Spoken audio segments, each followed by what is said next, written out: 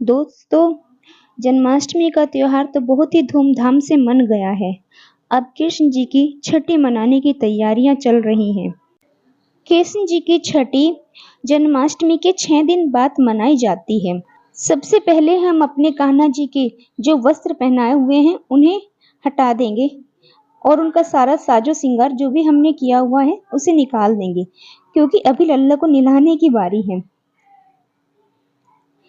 सर्वप्रथम हम एक बर्तन में दूध लेंगे और ये गाय का दूध, कच्चा दूध होना चाहिए, और उसमें हम कान्हा जी को 3 बार ऐसे जल्दी जल्दी डुबकी लगवाएंगे, जिससे कि कान्हा दूध में अच्छी तरीके से स्नान कर लें।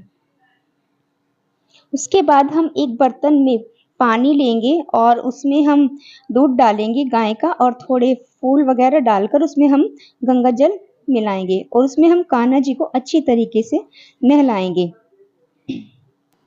अगर आपके घर में लड्डू गोपाल हैं तो आप लड्डू गोपाल जी को इस तरीके से नहलवा दीजिए। नहीं तो अगर आपके घर में कान्हा जी की कोई भी मूर्त है तो आप कान्हा जी की किसी भी मूर्त से छठी का विधान कर सकते हैं।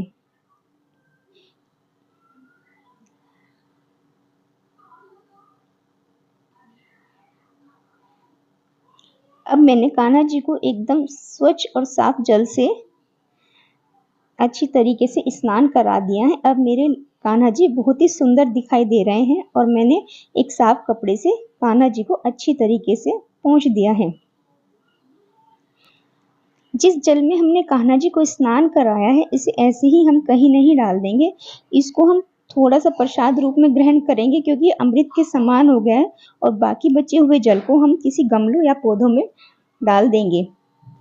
कान्हा की छठी के लिए मैंने एकदम नई पोशाक खरीदी है, वो भी पीले रंग की, क्योंकि कृष्ण जी की छठी पर पीले वस्त्र को धारण करवाना शुभ माना जाता है।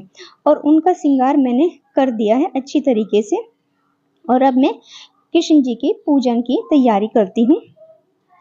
कृष्ण जी के पूजन की तैयारी के लिए सबसे पहले एक आसन बिछाइए, स्वच्छ आसन हो, और उस पर आप कान्हा जी को विराजमान कर दीजिए।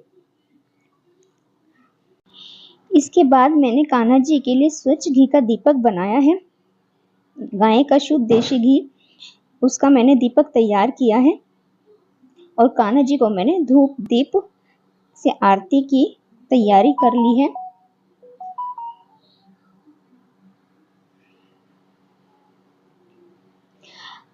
अब हम कान्हा जी को पीले चंदन का तिलक लगाएंगे, क्योंकि कान्हा जी को पीले चंदन का तिलक लगाना शुभ माना जाता है, और साथ ही साथ हम कान्हा जी पर पुष्प अर्पित करेंगे। कान्हा जी को काजल का टीका लगाने के लिए मैंने चम्मच में काजल बना लिया है। देखिए, क्योंकि जब बच्चे की छठी होती है तो उसको काजल का टीका लगाया जाता है।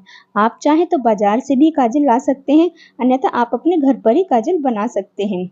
एक पवित्र कलश है, तो साथ में जो भी आपने पकवान कान्हा जी के लिए भोग में बनाए हैं वो सब कान्हा जी को अर्पित करने के लिए यहाँ पर रख दीजिए। ये देखिए, मैंने सब पकवान जो भी मैंने कान्हा जी के भोग में बनाए हैं वो सब मैंने यहाँ पर रख दिए हैं। इस दिन कढ़ी चावल बनाने का विशेष महत्व होता है, क्योंकि कढ़ी चावल हमेशा जब बच्चा घर में जन्म लेता है तो उसकी छठी में बनाए जाते हैं।